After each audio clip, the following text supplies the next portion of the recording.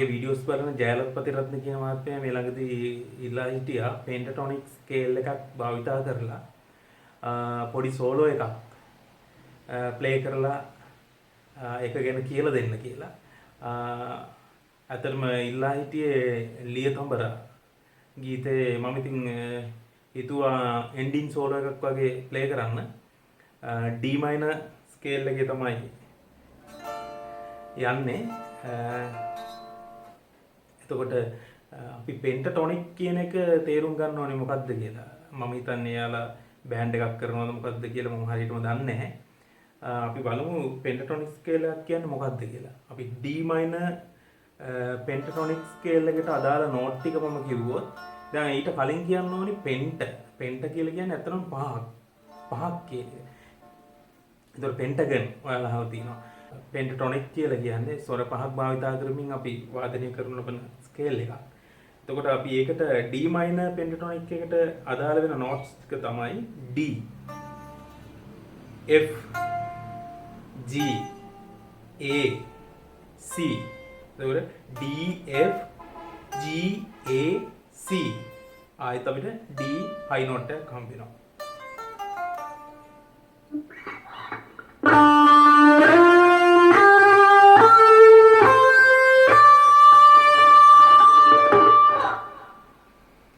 එතකොට පෙන්ටටොනික් ස්කේල් එක අපිට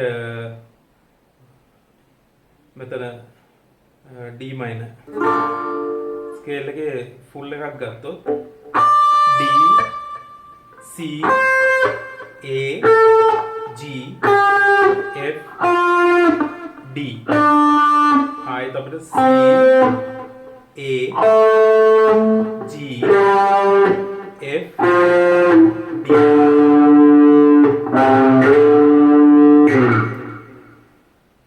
එතකොට ඒක ප්ලේ කළොත්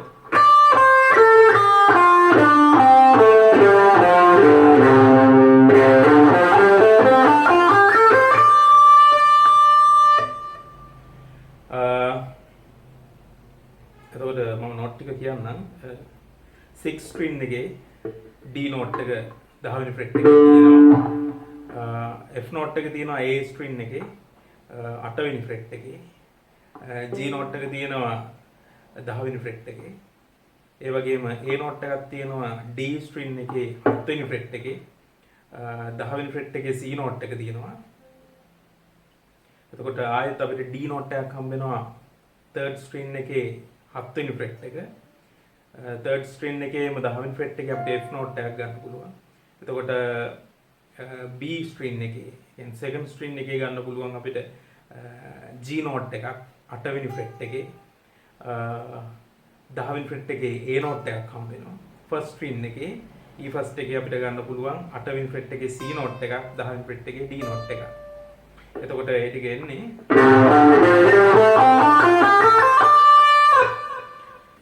ඉතින් මගෙන් අහුවා D minor pentatonic scale එකක් භාවිතා කරලා ලියතඹරා ගීතයට සෝලෝ එකක් ප්ලේ කරලා කියලා දෙන්න පුළුවන්ද කියලා. මට ඇත්තටම දැන් තමයි මේ අවස්ථාව හම්බුනේ මේක කරලා දෙන්න. ඉතින් මට දැනෙච්ච විදිහට මම පොඩි සෝලෝ එකක් ඔයාලා කළා. ඒක ඇත්තටම මම හිතන්නේ ගොඩක් වෙලාවට එන්ඩින් සෝලෝ එකක් වගේ ගියොත් හොඳයි කියලා. එතකොට මම ඉස්සෙල්ලම භාවිතා කළා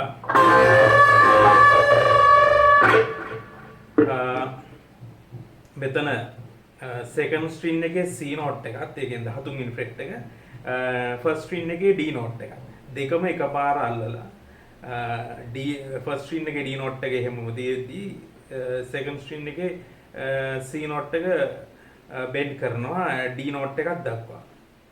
එතකොට මේ විදිහට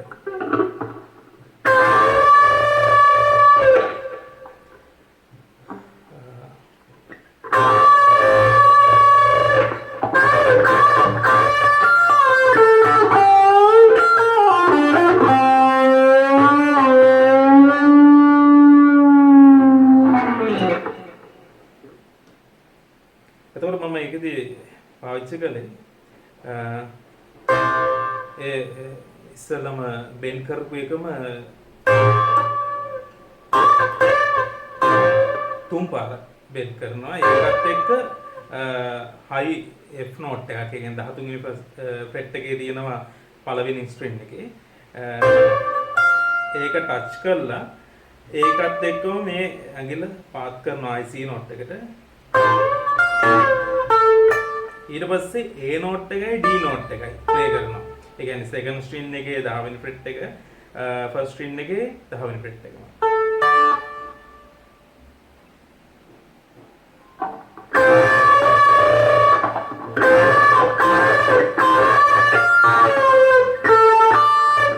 ඊට පස්සේ third string එකේ G note එක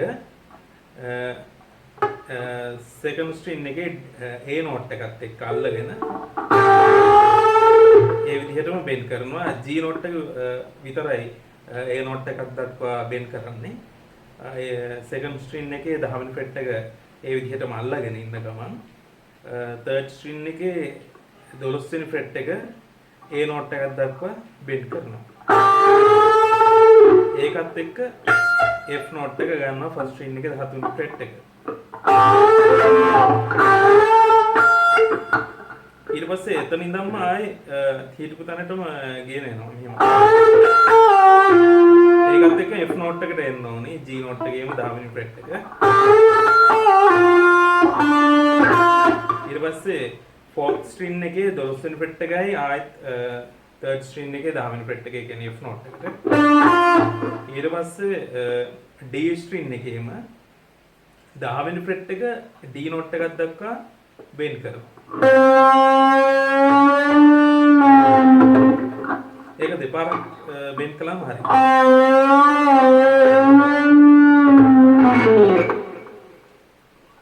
ඊට පස්සේ F note එකකින්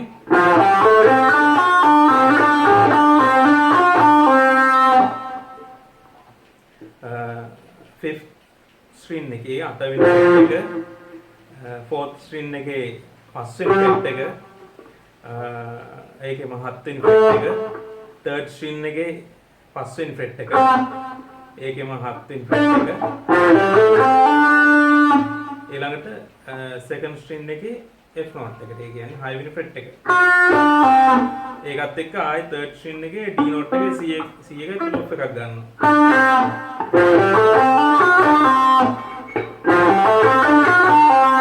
ඊට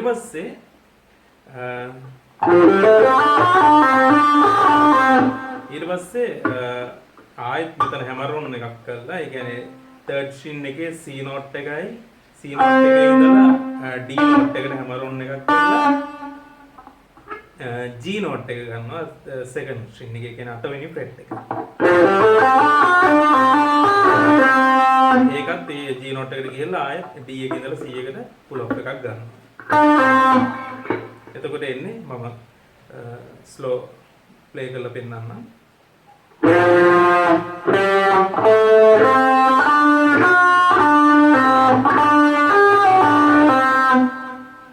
ඊට පස්සේ ඒ විදිහටම G note එකකින් පටන් ගන්නවා 5th string එකේ 10 වෙනි fret එක.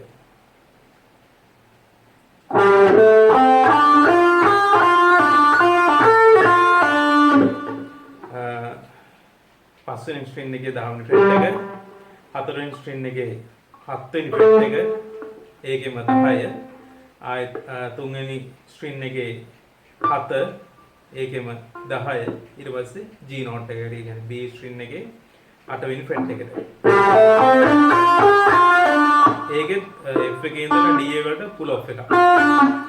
ඊට පස්සේ ආයෙත් F එකට play කරලා ගහලා second string එකේ 10 වෙනි fret එකට A note එකට ගිහලා ආයෙත් F එකේ ඉඳලා D එකට pull off එකක් ගන්නවා. third string එකේ 10යි 7යි. ඒක මම slow play කරලා පෙන්නන්න.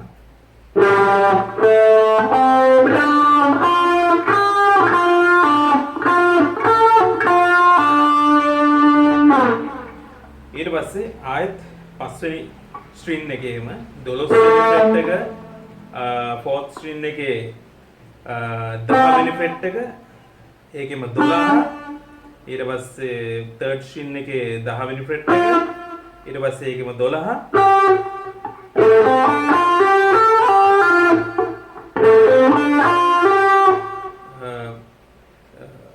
F note එකේ ඉඳලා G එකට හැමරොන්න එකක් දීලා ඊළඟට third second string එකේ 10 වෙනි fret එක ආයෙත් third string එකේ 12යි 10යි pull off කරනවා. ඊට පස්සේ ආයෙත් මෙතෙන් හැමරොන්න එකක් කරලා F එකේ ඉඳලා G වලට ඊළඟට second string එකේ 13 වෙනි fret එකේ කියන්නේ C note එකට ගිහිල්ලා ආයෙත් මේකෙන් third string එකේ 12යි 10යි pull off.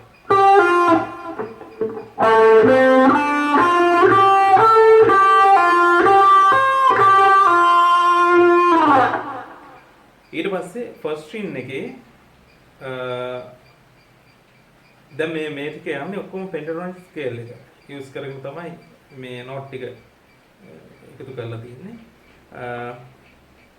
දැන් ඊළඟට first string එකේ 13 වෙනි fret එකයි 10යි. ඊට පස්සේ 13යි 10යි ඊළඟට second string එකේ 13යි ආයි first string එකේ 10යි. ඊළඟට second string එකේම 13යි 10යි. ඊළඟට ආයි second string එකේම 13යි 10යි third string එකේ 12යි 10යි. ඊළඟට third string එකේම 12යි 10යි.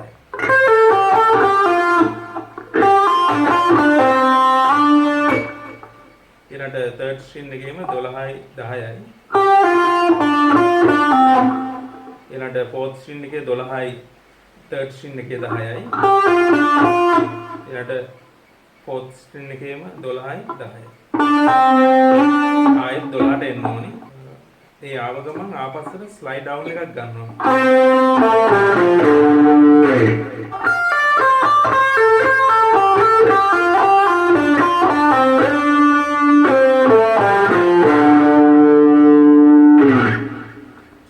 හතරවෙනි string එකේ 12යි 10යි. ඒකට ස්ලයිඩ් ඩවුන් එකක් ගන්නවා.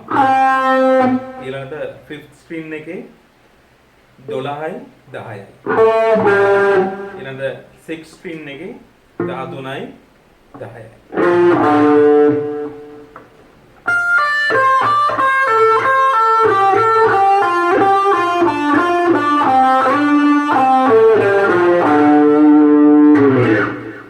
ඊට පස්සේ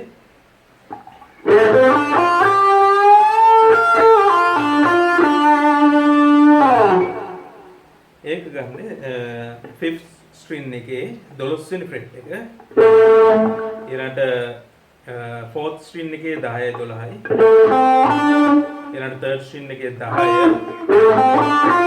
ඊළඟට third string එකේ 12න් A note එකක් දක්වා bend කරන්න ඕනේ. bend කරලා මෙතන first string එකේ 13 වෙනි fret එක. ඒ කියන්නේ F note එකකට pick කරන්න ඕනේ.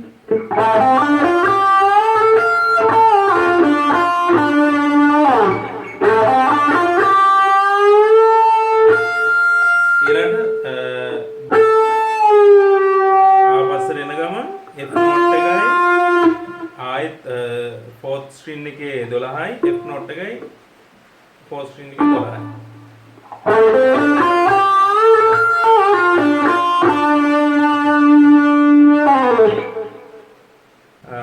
දැන් මෙතන pentatonic scale එකම use කරලා හරියන්නේ නැහැ. දැන් අපි ලියතඹරා ගීතයට කියලා ඉල්ලපු නිසා ලියතඹරාගේ melody එක touch වෙන විදිහට power chords ටිකක් මම play කළා.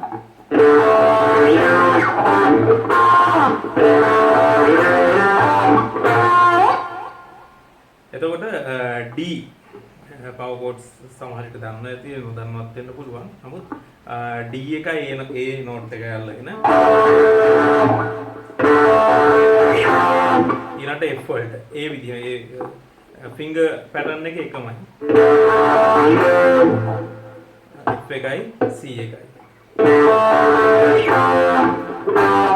ඊළඟට G එක. ඊළඟට B flat වලට.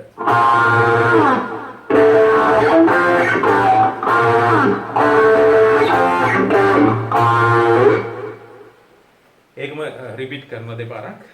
ඊට පස්සේ D minor. ෆස්ට් ස්ට්‍රින්ග් එකේ 13 වෙනි ෆ්‍රෙට් එකයි 10 වෙනි ෆ්‍රෙට් එකයි සෙකන්ඩ් ස්ට්‍රින්ග් එකේ 10 වෙනි ෆ්‍රෙට් එකයි.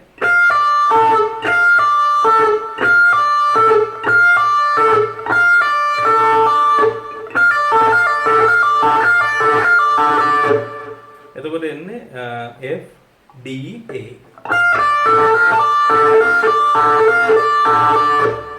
අන්තිම එකේදී ආයේ D note එකට එකක් ප්ලේ කරන්න ඕනේ.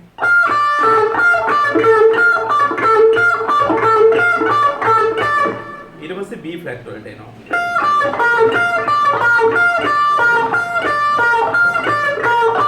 ඊට පස්සේ C major එක.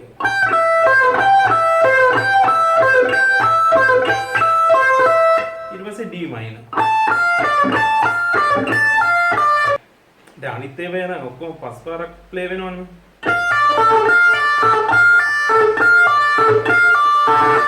ඊට පස්සේ ආයි B flat එකෙත් පස් පාරක්.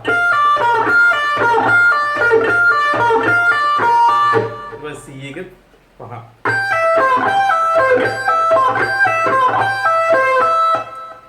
D minor එකේදී A note එකෙන් පටන් ගන්න තුන් පාරයි. ඊළඟට B flat F D.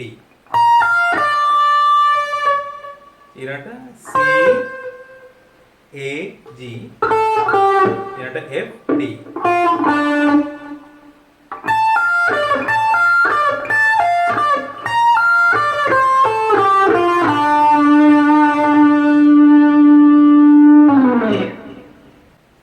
මෙතන D minor එක එන්නේ ෆස්ට් ස්ට්‍රින්ග් එකේ 17 වෙනි ෆ්‍රෙට් එකයි 13යි සෙකන්ඩ් ස්ට්‍රින්ග් එකේ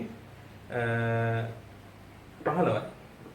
එතකොට B flat එකේ එන්න ඕනේ 18 ෆස්ට් ස්ට්‍රින්ග් එකේ 18 වෙනි ෆ්‍රෙට් එක.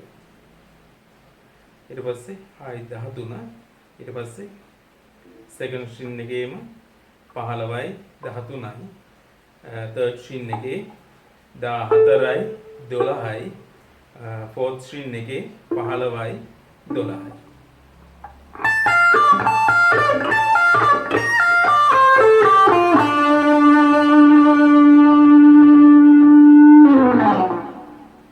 මේක ටිකක් හොඳට ප්‍රැක්ටිස් කරගන්න ඕනේ.